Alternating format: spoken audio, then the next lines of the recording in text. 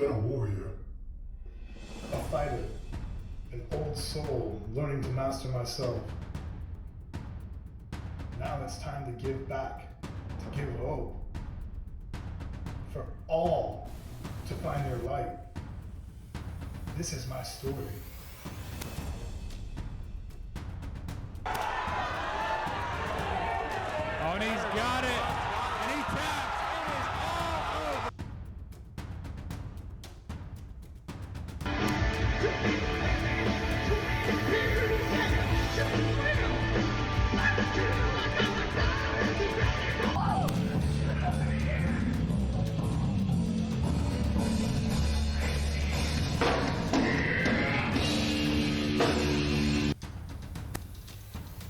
Follow my journey.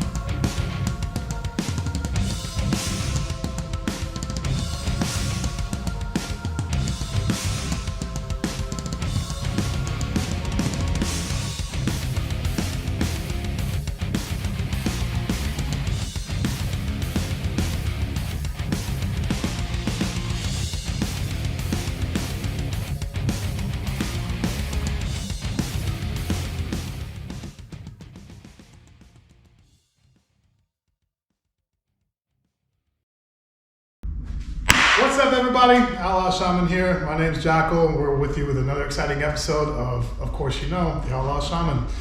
Sitting right next to me is my actual first guest. I told you guys I was going to do a lot more of these, remember? So, full episode, here we go. This guy right here, he needs no real introduction. He's been around the world like me. He's a Muay Thai fighter. He actually came through a little bit of boxing as well. He's not just my main highest ranked student, he's also a damn good friend of me. I give you Mike, the Diesel Donato. How's it going, man? Hey, that's what I got. Good to see you, my man. How you doing? I'm good, man. After hitting pads with you for an hour, it always feels really good. Appreciate you taking time out of your busy schedule to come through, man. I really do appreciate it. So, let's go ahead and jump right in. Sure. Tell me, what does the early years look like? And what really got you led up to martial arts? Sure. So growing up, I was always an athlete, but it was more team sports. Okay. So I grew up playing soccer. My dad was my coach, was able to bring me through with soccer all the way up until high school. Played soccer my freshman year of high school, and then I got basically pulled off of the soccer field by the football team because I was very large at the time. I went into high school at 5'10", 245 pounds. Oh. Came out of high school 6'3", 345 pounds. Damn, So football field was definitely the more of a fit place for me. But I didn't really necessarily get into fighting so much. I grew up watching boxing. Was a big Tyson fan, obviously, and then me coming through watching Tuesday night fights over at my grandma's house, when I was a kid. Yeah. So I was definitely a boxing fan, but I was never interested in the sport itself as far as participating. Right? Okay. And then I started dating Rebecca, and you've met her. She was a boxer when she was in high school. She used that as a PE credit. And then so I got a little bit more introduced to the boxing culture, especially her family being Puerto Rican. And me needing to protect myself, so it was time to start learning how to box. Damn. Went to college, played football. Went to got my chance to play arena football professionally, but unfortunately had an injury that sat me down from my football career after that. Damn. Okay. Yeah. Ah, shit. What was that mentally like? Oh man, it was having that just personal identification is. I guess I look back on it, it was an excuse to be the size that I was. Gotcha. Yeah. So now I was just this unit, right, at 6'3", 6'4", 340 pounds that didn't really have a job that was good for. So I was still healthy, right? Had good blood pressure, cholesterol was good, all that stuff. Some couple things slightly elevated just because I get into the sugars, but limit that a little bit. And I've always been active in the gym, so kind of maintain the health from there. But it was, I gotcha. Damn. so I was in good health, but not healthy. Being as big as I was. Then, surprisingly, got recruited for a job overseas. Okay. Moved to Beijing and right. Man, that's great. And found a gym that was just kind of like a local 24-hour fitness type deal, and they ended up putting up in the window a white collar boxing competition. Okay. So Rebecca and I both being out there, both being members of the gym, it's like, this is easy. We'll both get off work, we meet at the gym, we'll go box, we'll go through this whole program, and then fortunately for me, I actually got selected to be one of the main event fights for that. So that's what got me into boxing. Okay. Out there, the gyms definitely had good boxers, but the majority of trainers out there were MMA guys or Muay Thai guys. Right. So with the way that I moved my hips because of football, and then I did track and field when I was in high school. Actually, I just did the field portion. I didn't run anywhere. I had just a little bit of a looser hip movement that they were interested for me to try Thai. And then as soon as that happened, took off. And it's crazy because like a lot of the agility drills that you use in football, you're used to swinging those hips back and forth anyway. Absolutely. That momentum is how you explode off and charge into each other. I did a little bit of rugby in football, so I kind of understand. I didn't get to go college level or anything, but I think JV was my highest one, briefly. Yeah. I understand. It's a lot, but damn, man, that's great. So I went. It was a minute there without any type of competition in my life, and since finding Muay Thai out there, having a couple of fights, and then I boxed a few times out there too. It just was a great experience, and I got to travel all over Asia with it too. Got to go to vacation to like Vietnam, and of course hitting through the beach down in Thailand, all that fun stuff. Oh, that's awesome. Nothing like Thailand, man. Right. Absolutely gorgeous. But then I moved back from Beijing in 2016. I was stagnant again. I was going to a HIIT gym, and I was pretty successful, dropping weight, but then I would just put it right back on. The lowest I got was, I think, 286 pounds with those gyms, but I was very strong, very agile, and I felt good. I actually was in an XL t-shirt at 286 pounds. That's not a bad deal, right?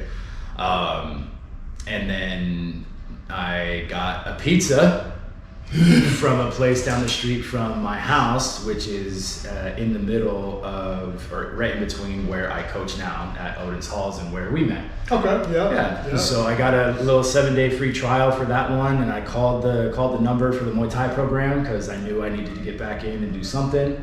I had a very young daughter at the time, and I was just starting to balloon up like crazy, and I didn't necessarily have time to just go out and hit the weights, but I did want to get back into something that reincorporated a little bit of passion, so Muay Thai was where I went. And then I walked in that front door, again, back at a unit. I think I was still pushing 330, 340 when I walked through the door, and everybody's eyes on me coming in, and then I started wrapping my hands up for your class, and it was great from there. Yeah, man, dude, it's quite a story because like what I always gather is like warriors. Like I know we're modern day warriors. We're not the old gladiators back in the day, like really going off to war like some of the soldiers are right now. But we still have that warrior mindset. And honestly, to see stories like that, the journeys of where we went through, it's not just physical. Like I'm sure how you went through a deep depression going from football into martial arts. I mean, especially being injured, you weren't able to do what you love to do. Passion is a big thing, and we thrive off of it. It is, and just going through my journey, like we were talking about, everything just pulled me back. Like there was something in my heart that knew I needed to be around fight. I needed to be around the fight sport. I needed to have that accountability to myself to know that being as big as I was, that I could handle it. What? And you never know what's going to happen, out and around and stuff like that. So you want to just make sure that you're prepared. But at the same time, it's fucking fun. Yeah. It is so much fun to go out and learn how to move like this, and then just see how your body can just flow through some of these motions. Like there are a couple of times where even just shadow boxing, you feel like you're unstoppable.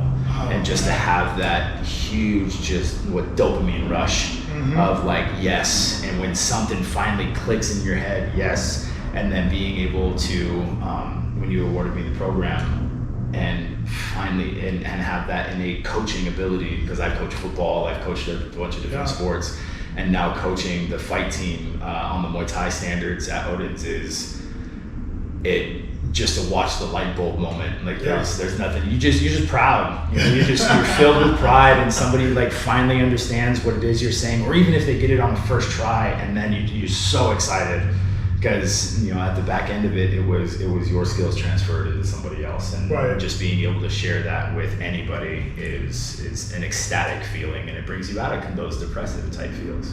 It's an amazing thing. I mean, watching, especially personally, watching you come in and progress on your journey, and then even after I left because I moved cross country and then come back and see you step up to different levels still, it's always an amazing thing to see. And then now too, as a coach, you get to see it and watch these other journeys go on, and it's not about you, it's about helping other people as well. It's about the community, and I think it's amazing. But it's that warrior finding warrior. You have somebody that comes in, they're a little timid or anything like that. The first time they stick a jab, oh man! And then they're like, "Oh yeah, this is where I'm going to be." We're a little loose in the head with that one, because anytime you get popped and you see somebody smile and they enjoy it, or they thank you. Thank you so much. But it's one of those things where you do not know what you're capable of unless you really take the body that you're in on this earth and push it past its limits. And I think we're in a society now where we're so lenient on technology that we're not moving around anymore. We're not really pushing our bodies to their limits anymore. We're sitting down. We're in front of a computer screen all day. We have a little supercomputer with the palm of our hand. It's not just a telephone. It's a process of information faster than we've ever had before. Absolutely. And honestly, I think we need to get back to some of those primal things of moving. Yeah. It's not just for physical, but our mental state as well. Oh, yeah. And talking about the challenges and just being able to incorporate and handle yourself and your body. You want to wait? Pause. Yeah. Let the garbage man do his thing. Garbage truck. Oh no, we'll just pause here.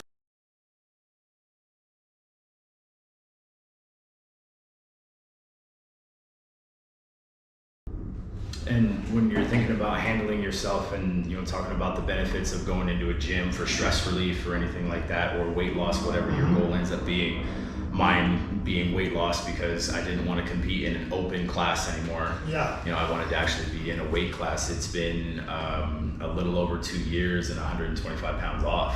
So it's like not only the pure physical just appearance and just feel of performing Muay Thai or rolling in Jiu-Jitsu, doing any of those different things it's so different at a weight class than it is as big as you are. But the health benefits, sure, they're all there, but the biggest thing I think we share on this one is just that mental space, right? And there's something now that I don't have to worry about anymore. And it's so weird to not think about it, and you still kind of visit it. Oh yeah, you remember when you did that? Yeah, you were fat as hell. And bringing it back. It's flighting now, and being able to take any aspect of your life and have the gym bring something out of it, just for that hour, just for that moment, whatever it is. Like you're better for it mentally, and that's what I'm always gonna pull me back. Man, that's a good way of putting it too. I really like that. It's enjoyable. So what is a new challenge for you now as coach? You're a dad, you're a coach, you're in an amazing, weight loss journey and getting stronger. Congratulations, by the way, for that. What's next? What's next for Diesel? Next thing for me is what we're building. Yeah. The amazing opportunity that you've presented me in being graduating into level 8 and to be qualified for USMTA at a high level crew, it was absolutely phenomenal. But now what we're working on is that international crew credit and being able to have that recognition across the entire sport and across the world, that's the next goal. And thank you so much for bringing me in to work on that. This is incredible. It's a huge honor to be a part of this art, number one, but to have an opportunity to be recognized in the sport at this high level for teaching is just beyond words. So thank you. Grateful. I have a good amount of fighters on the team right now. We do have experience in MMA, Muay Thai, and straight boxing.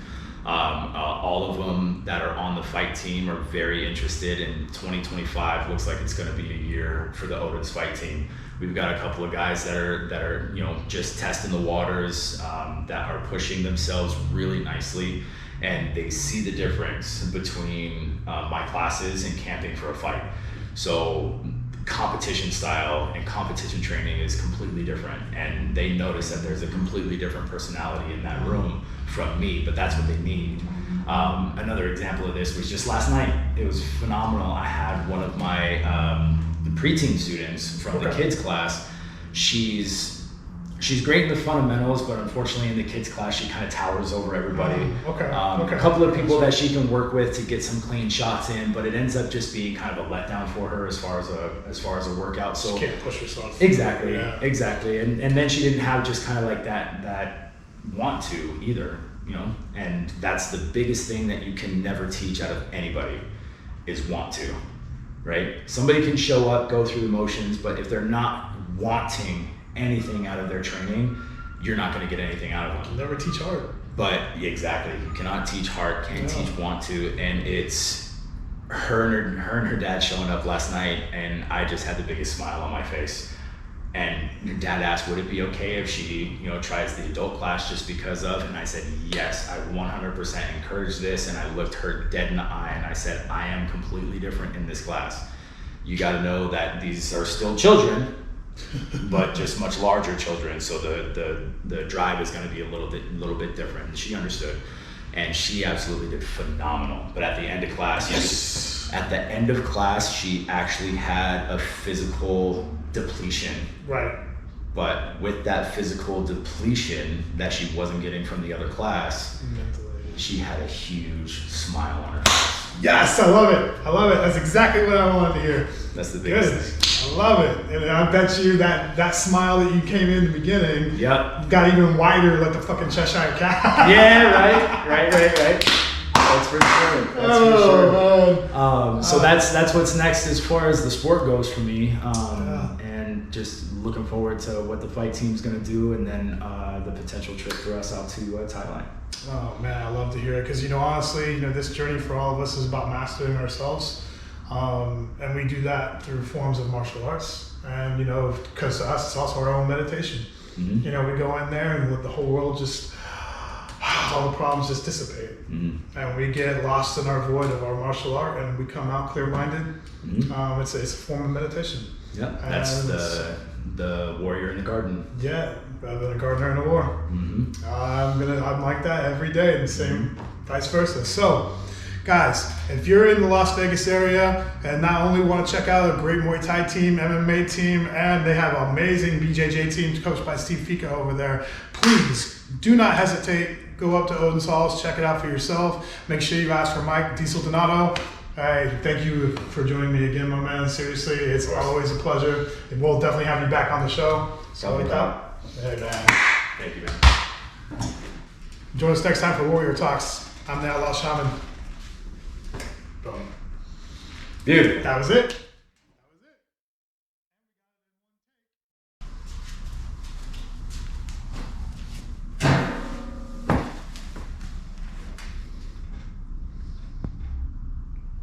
So what did we learn from all of this?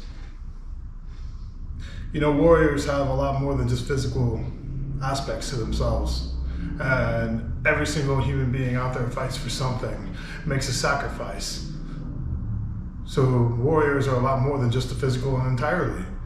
You have to balance it out with your mental and your spiritual well-being as well.